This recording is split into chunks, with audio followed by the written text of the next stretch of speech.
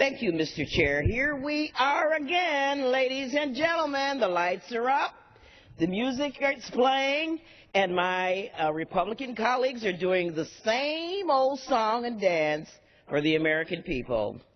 Republicans have spread out their sand and they're doing their best soft shoe routine, trying to convince the American people that the repeal of this bill is in their best interest.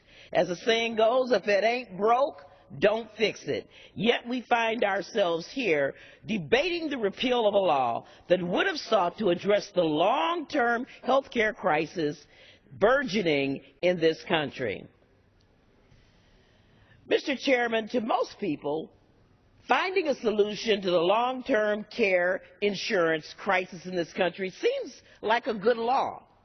It must be if 56 national groups, including AARP and SEIU, are against repealing the Class Act. But once again, my Republican colleagues are trying their best to distract the American people from their seeking a solution with this repeal the bill sideshow.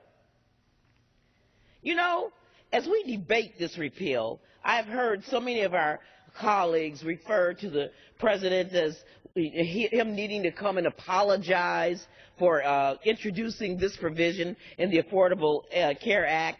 And it occurs to me, Mr. Chair, that the effort to embarrass the president, to harass him, to defy him, that this is more important than finding a solution to the growing challenge of the aging population. And indeed, it is a emerging, burgeoning problem. 10 million Americans need long-term care.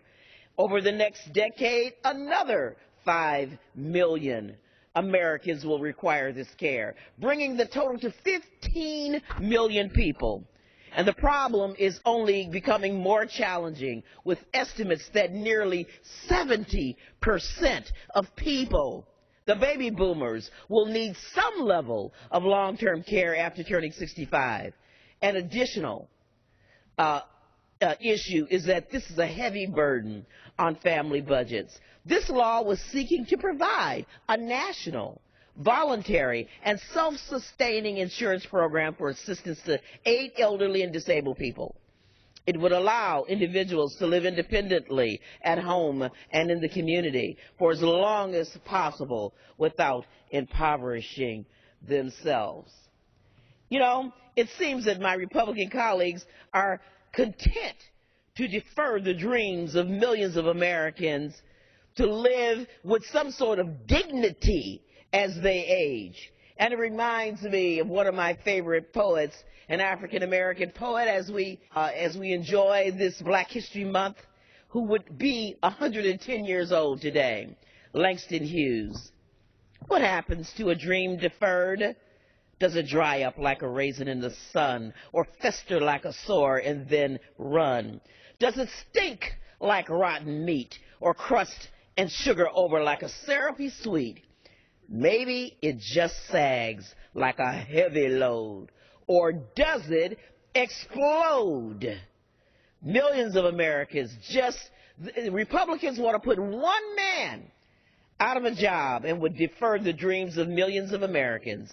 But while they continue their song and dance, Mr. Chair, denying seniors the long-term care they need and deserve, putting more and more Americans out of work, I hope the American people recognize who is really on their side before we see the American dream of living and retiring